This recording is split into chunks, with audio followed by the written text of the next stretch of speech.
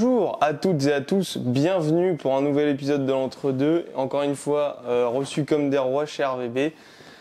Espace avec des bureaux partagés, notamment faits par des entrepreneurs et pour des entrepreneurs. Donc si vous avez besoin, voilà, que vous êtes freelance et que vous avez besoin d'un espace pour travailler avec une ambiance super conviviale et super créative, on rencontre des personnes formidables ici, donc voilà, n'hésitez pas, c'est au 6 rue Aubert à Saint-Denis. On les remercie encore une fois de nous accueillir très gentiment et encore une fois on est super bien reçus, ça fait super plaisir. Et on se retrouve aujourd'hui par un petit one-shot, ça faisait longtemps. Thibaut, comment ça va? Bonsoir, un petit bruit d'arme à l'ancienne. Pour ceux qui savent, hein, et oui, ceux qui sont là depuis les débuts. pour les OG. Vous le voyez à nos accoutrements peut-être, aujourd'hui on va parler d'un sujet qui concerne l'équipe de France. Vous l'avez vu peut-être dans l'actualité récente à l'approche du mondial de basket donc 2023 qui aura lieu entre août et septembre prochain. 6 mois, à peu près 6 mois. Voilà. En fait, aujourd'hui, on va parler de la charte FFBB sortie en août 2022 qui, notamment, interdit certains joueurs d'être sélectionnés en équipe de France pour certaines raisons. Il y a eu beaucoup d'avis dans les médias, voilà, donc on va vous donner le nôtre aujourd'hui. Oui. Voilà, donc commençons par le commencement. Que s'est-il passé? Petite remise en contexte. Vous le voyez à votre écran. Voilà, plein pot. Donc, nous parlons donc du communiqué officiel de la FFBB datant du 1er août 2022, avec la jolie tête de monsieur Jean-Pierre Suta, notre cher président de la fédération. Cette charte, qu'est-ce qu'elle dit? Eh bien, elle dit que les joueurs et joueuses et staff des équipes de France ne seront plus sélectionnables s'ils signent un contrat avec un club russe ou biélorusse, tant que le conflit, évidemment le conflit en Ukraine, est en cours. Voilà. J'ai l'impression qu'on en parle beaucoup en ce moment de... C'est ça. Petit shout-out juste, les sources viennent de Ouest France qui ont fait pas mal d'articles. Oui. On fait des shout-out à certains médias spécialisés basket à travers toutes nos émissions. Petit shout-out à ce média généraliste qui, quand il parle de basket, est souvent très intéressant et le fait très bien, tout à fait. Donc voilà, ça c'est pour le petit shout-out. Voilà, donc vous l'avez compris, certains joueurs ou joueuses ou staff des équipes de France sont non sélectionnables jusqu'à la fin du conflit. Pour notre équipe de France masculine, les concernés sont, eh bien encore une fois, vous avez le visuel plein pot, 4 joueurs. Thomas Hurtel, donc le principal intéressé dont on va longtemps parler dans cette émission un peu plus tard. Thomas Hurtel qui donc a signé au Zénith Saint-Pétersbourg juste après l'Euro. Juste après l'Euro, tout à fait. Louis Labéry qui a signé à l'Onyx Kazan. Ouais. Adrien Moerman qui a été relâché d'un commun accord avec Monaco après un début de saison compliqué, a lui aussi rejoint Thomas Hurtel au Zénith Saint-Pétersbourg. Et enfin Livio Jean-Charles qui quant à lui évolue au CSKA Moscou cette saison. Pour remplacer Nando De Colo, évidemment. C'est vrai que c'est les mêmes profils. Bah ouais, en plus c'est vraiment les mêmes profils et les mêmes talents surtout. Tout à fait. Alors, tous ces joueurs-là, faut savoir que ça accumule environ 130, un peu plus de 130 sélections quand même, donc c'est pas rien. En équipe de France. On commence à avoir un bagage, effectivement. On commence à parler de... Bon, alors après, la plupart sont de Thomas Hurtel, qui en a plus entre 90 et 100. 99, je crois, pile. Il est à peine au stade. À peine. Il est presque à 100, quoi. Vraiment, il est à une sélection. Donc dans cet ordre d'idée-là en termes de sélection. Alors on a eu plusieurs réactions, on va en analyser une première qui nous vient de monsieur Fred Weiss au micro d'RMC Sport je crois. Donc Frédéric Weiss qui réagit à cette charte en disant « Il y a un conflit entre la Chine et Taïwan, ça veut dire que si des joueurs veulent aller en Chine, ils seront aussi interdits d'équipe nationale ? On a l'impression que la fédération se considère comme un pays et qu'elle a le droit d'autoriser ou non des gens à aller travailler quelque part. » Si ces gens ne signent pas dans ces clubs et ne trouvent pas d'autres clubs, c'est la fédération française ou internationale qui va couvrir le salaire? Je n'en suis pas certain. Voilà ce que disait notre cher ami Fred Weiss au micro d'RMC Sport. Thibaut, on est clairement sur un choix politique là, de la FFBB, on parle plus du tout de sport là. Bah en fait, il y a une hypocrisie. C'est ça, c'est-à-dire que Fred Weiss met le doigt sur un truc. Certes, oui, c'est de la politique, mais c'est quand ça les arrange. Bah oui, c'est ça. Et c'est se donner bonne conscience parce que Personne ne parle du conflit entre Taïwan et la Chine. Qui date de presque un siècle, enfin pas un siècle, mais pas loin. Et même pour les joueurs qui vont jouer en Israël, la Palestine, tout ça, oui, c'est vrai, il paraît, il y a un conflit. On va pas faire de politique nous, mais ici, effectivement, non, c'est pas le but. Là, on est vraiment sur une hypocrisie totale de la fédération parce qu'ils choisissent le conflit en fait. C'est-à-dire que. C'est quand ça les arrange. Bah, tu peux aller jouer là-bas, c'est pas grave. Quoi, la Russie? Oh, mec, tu déconnes. Ouais, Franchement, t'as plus le droit de jouer en équipe de France. C'est totalement ça. Et pareil, le truc de qui va les payer en fait s'ils prennent pas ces contrats. C'est-à-dire que Thomas Hurtel, on parle quand même. Alors les autres joueurs, c'est aussi le cas, parce que c'est quand même des joueurs qui jouent dans des clubs à renommée internationale, du moins sur le continent européen. Ouais. On parle de grands clubs historiques quand même, le CSKA Moscou, le Zénith, au moins dans le basket. Au moins dans le basket. En fait, c'est des joueurs qui ont un certain niveau, qui demandent, et c'est comme dans tous les métiers du monde. Une salariale équivalente en fait. Et voilà, c'est ça, équivalente au niveau réel, à l'apport que peut apporter ce joueur au sein d'un effectif. Tout simplement. Faut pas aller chercher plus loin. Et l'exemple que j'avais le plus retenu, moi, c'est exactement ça, c'est Fred Weiss en parlait, et toi tu viens d'en parler aussi, le conflit entre la Chine et Taïwan, c'est moi ou... Alors, c'est pas contre le joueur, encore une fois, c'est contre la Fédé qui a deux façons un peu d'analyser le truc, et pour revenir à cette hypocrisie, et c'est encore une fois pas du tout contre le joueur, c'est moi ou Gershon Yabusele, il a fait 2 clubs en Chine ces 5 dernières années. Oui. Effectivement, au moins. Et là pour blabla. Là, ça pose pas de problème parce que personne ne dit rien à la Chine. C'est ça. Parce qu'on n'ose rien. Enfin, il a joué au Shanghai Sharks et un autre club, je me souviens plus le nom, mais en gros, il a joué avant la NBA et après. Avant de revenir en Europe. C'est de la politique, c'est de la démagogie en fait. C'est-à-dire que, encore une fois, c'est quand ça les arrange. Et ça me déprime. En fait, c'est assez affligeant quand on sait le.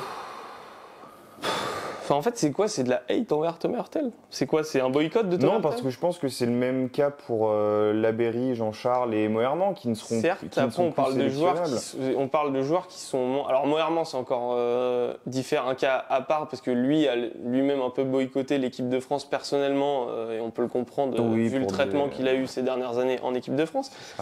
Et j'adore Louis Labéry, j'adore Livio Jean-Charles, mais ce sont des joueurs sur lesquels on ne compte pas pour les prochaines grandes compétitions internationales. Non, parce que les postes intérieurs sont bouchés. Mais pour en revenir à l'histoire de payer par rapport à ton niveau, et a priori pour Thomas Hurtel, qui se traîne des casseroles au cul. Oui, alors ça on en parlera plus tard. On va en parler un peu après. Mais du coup, ça fait que tu es peut-être plus ou moins cramé sur toute l'Euroleague et que donc au niveau inférieur, personne n'est capable de te payer parce que effectivement, s'il voulait être politiquement correct, il aurait dit je vais jouer en Espagne, je vais jouer, mais même pas. Je sais même pas si. Mais je vais aller signer au CSP. Si tu veux bien, on en reparlera après. Mais en tout cas, voilà, en fait, ça dénote d'une certaine hypocrisie de la fédération. En fait, c'est des choix politiques, mais quand ça les arrange, en fait, on est vraiment là-dessus. Ouais. On est vraiment sur ça. On va prendre tout de suite les réactions, vous les avez en visuel plein pot, les réactions de ses coéquipiers. Donc sur Twitter, on a évidemment Stephen Brun avec qui sont plutôt récentes en fait à l'approche justement parce que le sujet est revenu sur le tapis en fait et c'est Stephen Brun qui a tweeté. En fait, c'est ça, c'est que c'est ce que je disais en intro, c'est que le sujet revient sur la table à l'approche du mondial en fait, parce qu'on commence à réfléchir, à se dire tiens. Qui est-ce qu'on pourrait mettre dans un roster de 12 équipes de France pour une future compétition? Thomas Hurtel. C'est des questions qu'on se pose récemment. Stephen Brun a donc tweeté qui veut voir Thomas Hurtel en bleu cet été et au JO 2024. Je vote oui. Evan Fournier, petit smiley content, et Nicolas Batum. Petit smiley étoile dans les yeux. Petit smiley étoile dans les yeux, et Nicolas Batum, moi, avec le doigt levé.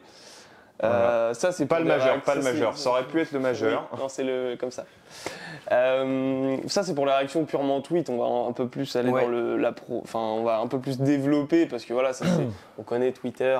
Voilà, c'est pas le média le plus fiable. Alors, même si en termes de réaction à chaud, du coup, c'est intéressant de voir ça. J'ai bien envie de donner mon avis sur justement le fait de relancer. Je trouve que c'est une bonne chose parce que en fait.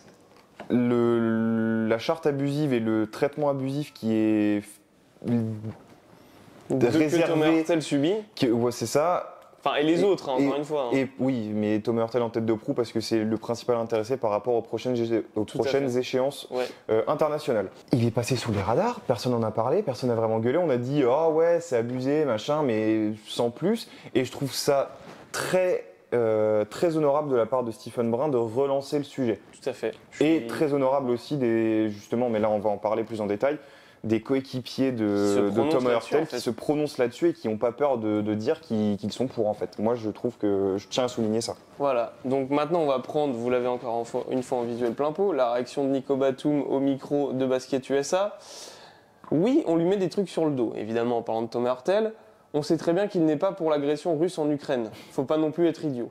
Ce mec-là, ça fait 10 ans qu'il est là, qu'on l'appelle. Je n'ai jamais entendu un refus. En 2014, il nous sort le match qui nous sauve contre l'Espagne. Et en 2015, il rate l'Euro en France. Tu l'as entendu à ce moment-là? Non.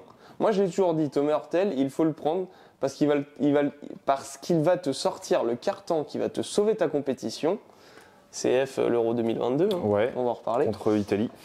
Je ne sais pas ce qui va se passer pour la suite. On a aussi vu plein de nouveaux joueurs qui ont fait de très bonnes choses. C'est donc un drôle de débat et c'est dommage d'en arriver là. Et en fait, c'est ça le plus intéressant en fait. C'est que ça devient un débat politique et qu'on lui dit oui, t'as pas à faire ça. Il s'est fait incendier sur les réseaux. Mais encore. Oui, mais il y a des gens qui lui envoient des menaces. Mais vous avez quoi à faire dans la vie en fait Non, et puis surtout, sérieusement. Mettons. Toi, tu vas faire un exemple foireux, toi, je te sens. Bah non, c'est juste qu'en fait, c'est son métier, il a potentiellement pas eu d'autre option en fait. Mais évidemment, par rapport à son Thomas Hurtel n'est pas allé faire un service militaire ou faire l'armée en Russie en fait. Il est parti jouer au basket. Puis il joue pas au basket pour Poutine. C'est ça. Il fait pas des entraînements privés avec Poutine. Ok. Vous avez une opportunité en Chine, vous avez plus de quoi travailler ailleurs, et on vous dit ah bah non en fait, t'as pas le droit de travailler là-bas. T'as plus le droit de revenir en France ou alors tu vas pas travailler là-bas mais t'as pas d'autre contrat ici. Vous allez réagir comment? C'est votre métier. Vous pouvez. Posez-vous la question en fait, mettez-vous à sa place aussi. Tu vois. En fait, et c'est comme tu le disais, c'est tout à son honneur de Nico Batum, capitaine de l'équipe de France, on rappelle, de sortir dans les médias pour dire ça. Juste avant d'enchaîner sur le cas Thomas Hurtel, pourquoi il a signé au Zénith et tout cette perspective-là, j'aimerais bien parler du nombre de fois que justement Thomas Hurtel nous a sauvés en équipe de France. C'est-à-dire qu'en fait, il faut bien se rendre compte que sur les médailles de ces 10 dernières années, alors Thomas Hurtel, bon, il joue pas beaucoup, mais il fait partie de l'effectif champion d'Europe 2013. 2014, il nous sort le shoot de sa vie. On n'a jamais de médaille s'il ne met pas ce tir contre l'Espagne. Jamais. 2022, on n'a jamais de médaille s'il ne fait pas le 4e carton qu'il fait contre l'Italie. Oui, et puis même les JO, c'était plus Nando. Pour être honnête, beaucoup plus Nando. Il était un peu en dessous de ses standards aux JO. Bien qu'il ait quand même eu il revenait de l'Asvel. Il revenait de l'Asvel. Oh. On va en parler. Mais oui, tout à fait. Même bien qu'il ait eu des petites fulgurances quand même et son importance. 2019, il était dans le groupe en 2019, Thomas Hurtel, je sais plus. 2019, c'est Coupe du Monde. Rappelle-moi. Coupe du Monde. Je me souviens plus. Je sais qu'il y a Nilikina, que c'est la première année où Nando joue vraiment un. Nilikina, BC. Il est peut-être pas dedans, peut-être blessé, je sais plus. Il faudrait vérifier. Mais en tout cas, à chaque fois qu'il a été là, et comme Nicole dit en fait, c'est qu'en fait, que tu le prennes pas, le mec quand tu le prends, il répond toujours présent. C'est ça. Quand tu le prends pas, il fait jamais de vagues. Et à 80%, il te sauve tes compètes. Ouais, c'est ça. C'est ça.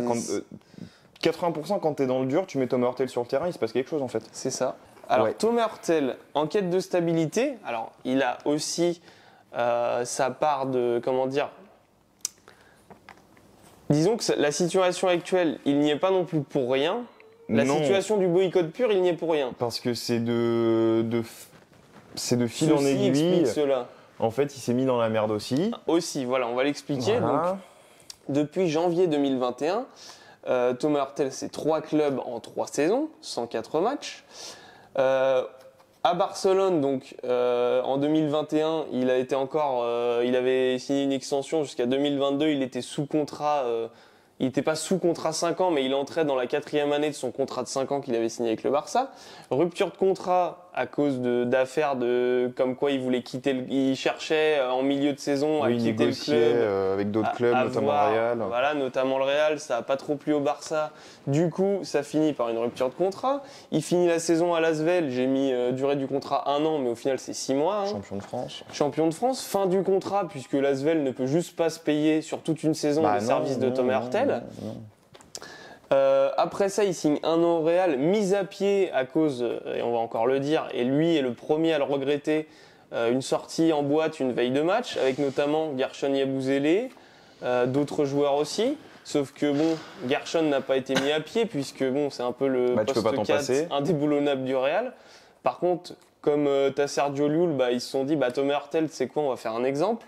Mise à pied, donc il quitte le Real, il vient à l'Euro 2022, il nous fait la compète qu'on connaît, et par la suite, donc en septembre 2022, il signe au Zénith Saint-Pétersbourg 2 ans avec option, donc la deuxième année est une player option, donc il a le droit de rester au Zénith ou pas la saison prochaine.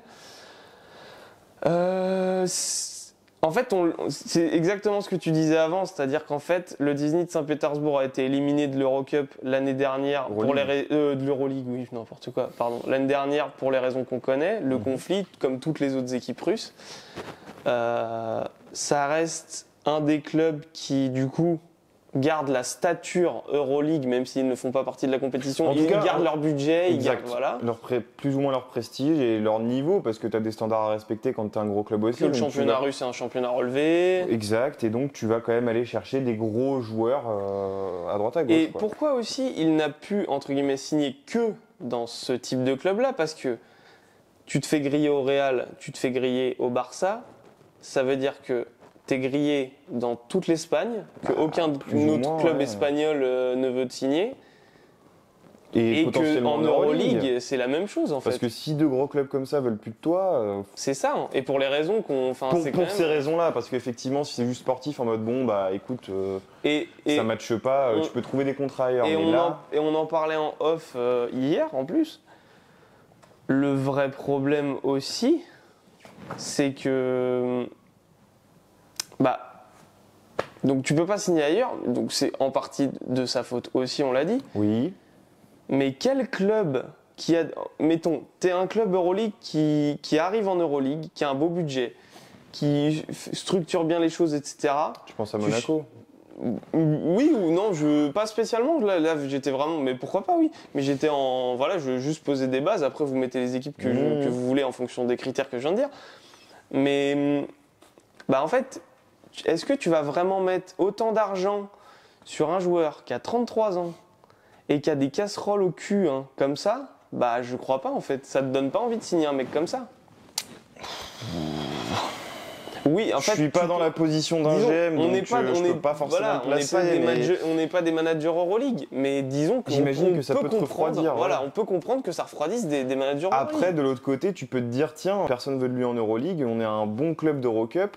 On va essayer d'aller le chercher. Le problème, c'est que tu n'as pas le budget. Le problème, c'est qu'il voudra peut-être pas venir parce que voilà, il aura pas le budget. Et que c'est en dessous de son niveau aussi, c'est pareil. Et qu'il y a quand même aussi beaucoup de clubs espagnols en Eurocup et qu'il est toujours grillé dans ces clubs-là. Ça n'a pas changé. Supposément, en tout cas, oui. Supposément, on imagine. C'est quand même dur. Imaginez un mec qui se fait griller à Lasvel et à Monaco, il jouera plus en France. Non, mais tu vois ce que je veux dire? Ouais, c'est compliqué. C'est pas possible. Enfin, c'est juste pas possible. Sportivement, déjà, c'est quasiment pas possible. Mais alors, si c'est de l'extra sportif qui rentre en compte, t'as pas envie de signer ce type de joueur. Big trouble, comme on dit. Ouais, if I speak, you're in big trouble. Je vais revenir à ce que je disais tout à l'heure, c'est que effectivement, il aurait pu faire le choix d'être politiquement correct et de dire je baisse mon salaire. Je vais drastiquement baisser mon salaire pour satisfaire la fédération avec sa petite charte de merde. Et je vais aller jouer dans un club au rabais, quoi. Que ce soit en termes de niveau ou en termes de salaire. Je vais aller jouer à... Ce qui n'est pas péjoratif pour les petits clubs. Je vais aller jouer à Patras. Vous voyez Thomas Hurtel à Patras, la phrase n'a aucun sens. Ça n'a pas de sens. Ça n'a aucun sens. Mais là, on est en train d'assister à un gâchis. Ouais. Alors, justement, pour conclure, il y a 2 solutions. Et j'ai une question à te poser. Est-ce que la finale de l'Euro 2022 avec l'équipe de France, est-ce que c'était le dernier match d'Hurtel sous le maillot bleu?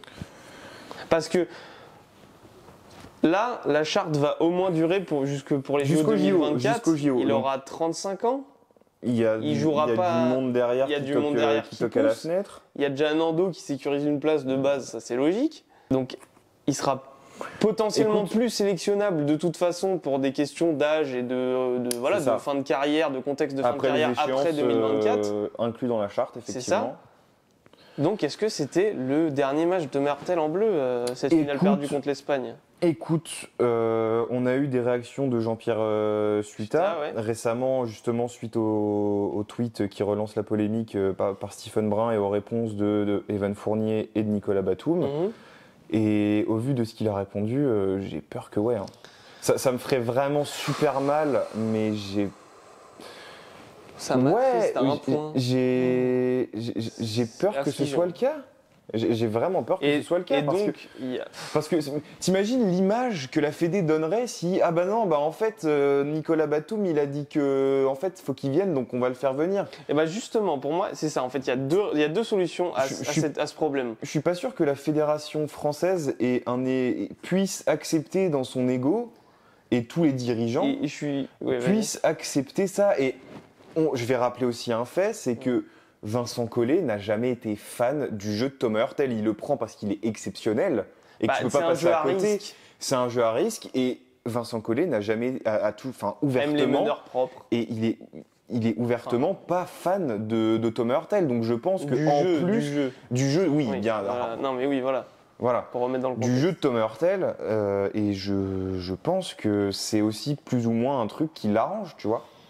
À voir. En tout cas, il y a deux réponses à ce problème. Il y a non, ce n'était pas son dernier match en bleu parce que la pression des médias, tu le disais, notamment des joueurs, des fans.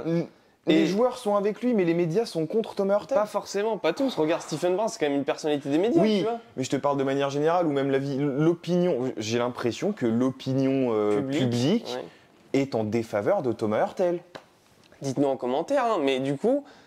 En fait, c'est ça. C'est soit non, ce n'était pas son dernier match, on va le revoir sous le maillot bleu parce que la pression médiatique, la pression des joueurs et la pression des fans, nous on est à la fois médias et fans, aura raison de cette décision de merde, de cette charte qui a chié, ou alors c'était malheureusement le dernier match de Thomas Hurtel sous le maillot bleu et ça me fend le cœur de dire ça. J'ai bien l'impression. Et à ce moment-là, quelle solution ? Nous, on a pensé à une solution, même si... Alors, on adore le joueur, c'est pas la question, mais ça nous ferait mal de plus voir Thomas Hurtel, mais dans le profil... Si tu te poses la question de si c'est potentiellement son dernier match, il faut trouver...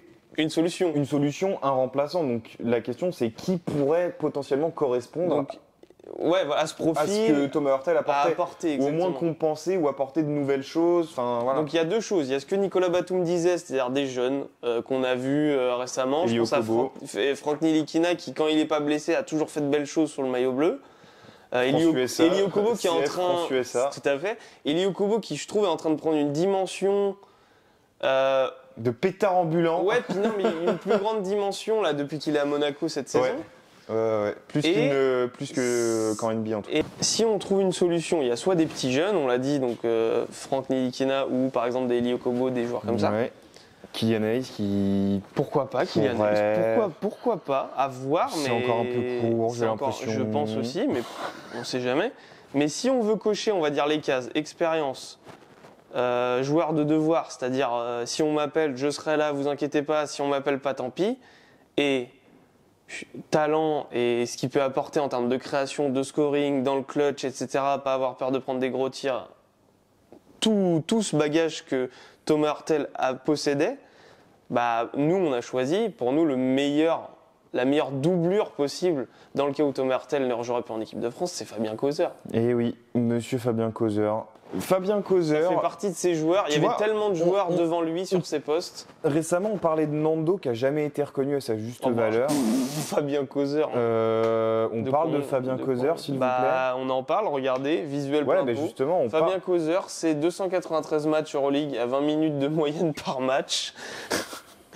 7,6 points, 2,1 rebonds, 1,7 passes, 47% au tir, 37% à 3 points, 73,4% au lancer franc pour 7,4 d'éval sur un petit temps de jeu parce que c'est le rôle un peu de sixième homme qu'il a ces derniers temps au Real. Ouais, mais Et c'est le rôle qui serait parfait. Si Nando devait jouer poste 1, t'as Causeur en sixième homme, c'est royal. on peut jouer sur les deux postes. Et là, on a pris les stats Euroleague pour pour parler de ses qualités et ce qu'il a accompli au plus haut niveau dans le contexte FIBA.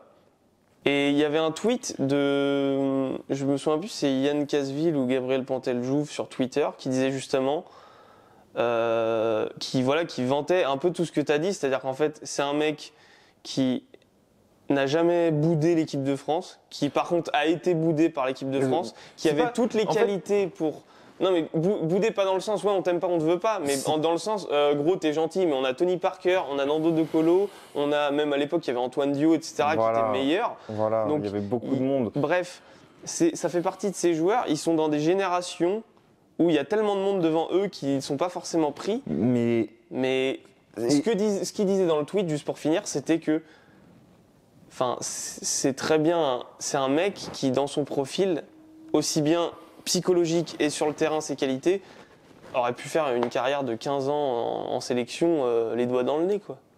Bah oui. Sur le joueur pur. Et là, pareil, il y a des discussions qui commencent à revenir sur qui pourrait remplacer Thomas Hurtel.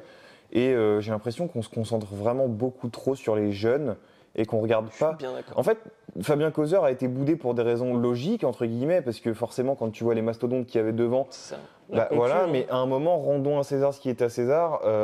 Tu veux de l'expérience. Enfin, en fait, tu coches toutes les cases. C'est la doublure parfaite. C'est ça. Si tu veux doubler Thomas Hurtel, enfin au moins compenser son absence. Ben, pourquoi on va aller chercher des Kylian Hayes, des machins, des trucs qui sont encore trop verts. En équipe de France, trop vert. Doucement, ouais, voilà, doucement. Laissons-les déjà performer en club, après on verra. Fabien Causeur t'apporte toutes les garanties que Thomas Hurtel. Mais il a même un jeu moins à risque. Bah oui, bien sûr, il est beaucoup plus propre. Il t'apporte plus de garanties entre visuel, regardez les pourcentages. Il t'apporte entre guillemets plus de garanties. Plus de sécurité. Plus de sécurité exactement que Thomas Hurtel. Tout à fait. Tout à fait. Donc. Et il a pas non plus le côté. Il a aussi le côté clutch. Ou au Real depuis. Le Real, justement, la fin de saison dernière, il vire Hurtel. Donc, en gros, il n'y a pas encore Tchatcho qui arrive. Il n'a pas joué de la saison, il a joué que pendant les playoffs, Fabien Causeur. Causeur, la doublette, c'était Sergio Llull, Fabien Causeur. Oui, parce qu'il y a ça aussi. En fait, regardez-le au Real et vous saurez. Exactement, mais en fait, il y a un truc aussi très particulier et qui est vraiment représentatif de Fabien Causeur, c'est que en saison régulière, de manière générale, il n'a pas un temps de jeu monstrueux, il n'a pas un rôle super important, mais le mec, il a tellement de bagages en Euroleague, en basket FIBA, dans le clutch, il a une culture de la gagne, le mec, il est tellement ça fait imprégné de ça. Ça fait 5 ans qu'il aura le Madrid. Voilà. Donc, si tu veux... et pendant les playoffs, il retrouve un rôle de sixième homme, voire parfois titulaire, qui n'est pas pour rien dans les succès du Real. Tout à fait. Donc oui, Fabien Causeur semble être la bonne personne, oui. Voilà. Si on doit remplacer Thomas Hurtel. Si, voilà, c'est bien. C'est pour ça que je disais, il y avait le oui, c'est son dernier match. Non, ce n'était pas son dernier match. Mais oui, c'est son dernier match à 90%. Donc oui, Fabien Causeur est la personne idéale. Ça me déprime. Pas pour Fabien Causeur, parce que c'est un joueur que j'adore et qu'on adore et que, comme on dit, il mériterait d'avoir ce rôle-là. Déjà l'année dernière à l'Euro, il aurait dû avoir une place. Ça, c'est mon avis. Mais l'année dernière, il aurait dû avoir une place. Ça aurait pu te sortir d'une sacrée merde contre l'Espagne. Bref, c'est mon avis. C'est un autre débat, mais en tout cas, voilà, dites-nous ce que vous en pensez. On a fait un gros dossier, sur toute cette affaire, tout ce bordel autour de la charte FFBB qu'on trouve complètement débile. L'abus de cette charte. C'est affligeant. Oh. Voilà, c'est notre avis. Donnez-nous le vôtre en commentaire. Par contre, restez poli, s'il vous plaît. Oui, merci. Voilà. Parce que voilà, on peut aussi échanger sur Twitter aussi. Suivez-nous sur les réseaux, donc Twitter, TikTok, Instagram, Twitch. Abonnez-vous à la chaîne, partagez toutes ces vidéos. Si vous avez aimé ce contenu, ça nous aide énormément. Vous vous en rendez pas compte, mais nous, on s'en rend compte. Donc faites-le, s'il vous plaît. On remercie encore RVB encore une fois de nous accueillir et de nous proposer, de nous permettre de mettre en place un beau setup comme celui-ci. Le mot de la fin, Tom Hurtel n'est pas un partisan russe. Tout à fait. Tom Bonne Hurtel journée, bonne soirée. n'est pas au cœur de l'armée rouge. Salut, grosse bise.